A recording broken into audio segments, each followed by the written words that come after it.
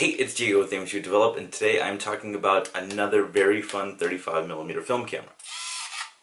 If you're unfamiliar with my channel, I like to talk about a lot of obscure film cameras that a lot of people don't really talk about. My last video was on the Maruman Express, which is a half-frame 35mm film camera that shoots 8 frames per second, so you can make small little animations on a plastic point and shoot. It's actually really cool. Check it out after this video. I'll be talking about the camera and then switching to photo examples. I'll have a timestamp in the description if you want to see just the photo examples. So lastly, if you like this content, make sure to subscribe. I have tons of more ideas coming out, so really stoked for it. Plus I have over 100 videos already posted, so if you get bored you can just check those out. This camera goes by a few names. It's the Autoboy SE in Japan, the Prima Soul in Europe, this one's the Prima Soul, and here in the States it is the Canon SureShot Del Sol. It was released in 1995 and it is literally the first fully solar 35mm film camera. On the front of this camera there's a very cool looking solar panel that when put in proper sunlight will recharge the battery. Pushing this red button on the side shows you if it's charging via the little display on the front. It shows battery life and if it's charging or not. You're probably thinking, okay, what happens if it gets really hot? I mean, it'll literally be charging in direct sunlight, right? The engineers at Canon came up with this and it's very clever. So usually you have to put it at a direct angle. When it gets too much sunlight, it'll actually pop this up to get an indirect angle and saving the internals from actually like frying. Very clever on that end. That's literally like some 4D chess move stuff. Like, I will be honest when I say that I had to be very careful with this camera because of the solar panel. I'm not used to something just protruding out this low. That's actually vital to the camera. I mean, I have leather cases for the cameras that sometimes fall down like this, but not a very key component like the solar panel. The solar panel does also act as an on-off switch, so pulling down the solar panel actually retracts the lens. I literally had a friend ask me why I brought a 3DS to a pool party. It's fine.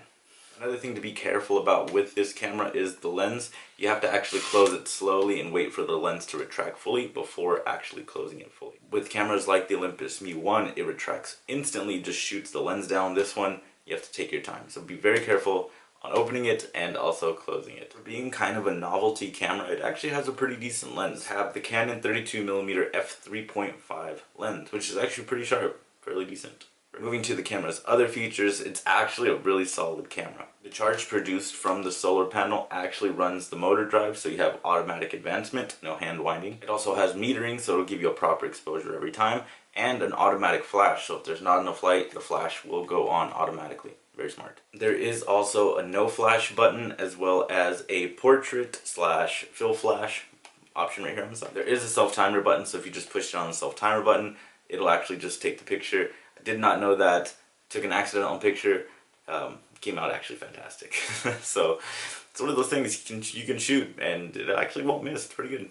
Lastly, it is DX coded, so you can just pop your film in, close it, shoot your roll, no problems. Everything is automatic. The camera actually fits really nice in the hand. Here where the thumb goes, there's these little raised bumps, so you can feel exactly where to put your thumb. And when pulling down the solar panel, you can fit your fingers right here into this little crevice. So it actually fits really nice in the hand. Perfect for one-handed use. I will say though that the camera is fairly hefty. It's about the size of like an 80s camera, even though it's a 90s camera. It's a bit bulky. I don't feel comfortable putting it in my pocket, more of a camera bag to fit this. But overall, not too bad. I would say it's right in the middle of like an 80s camera and 90s camera on bulkiness. My friends actually took a day trip to Sequoia National Park. It was really nice. I felt like going there with all the nature and it being a solar camera fit perfectly for taking these photos. The place was full of life and it was just absolutely wild. We saw General Sherman and yeah, the photosynthesis levels in that place were through the roof. I would say that the camera actually performed very well. I did run a roll of Portra 400 and was very pleased with the colors and the landscapes of the place. It nailed the focus when needed and came out actually really good.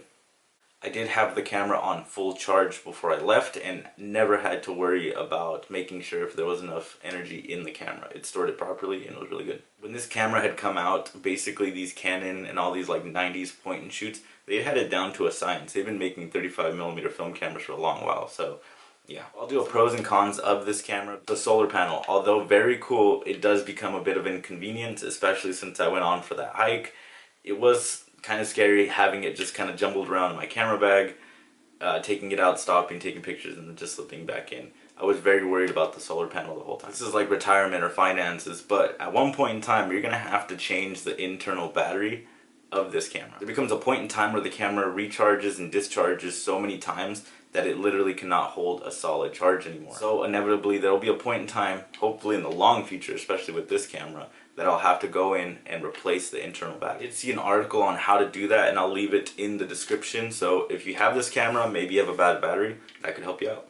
Lastly, these cameras have gotten very expensive over time.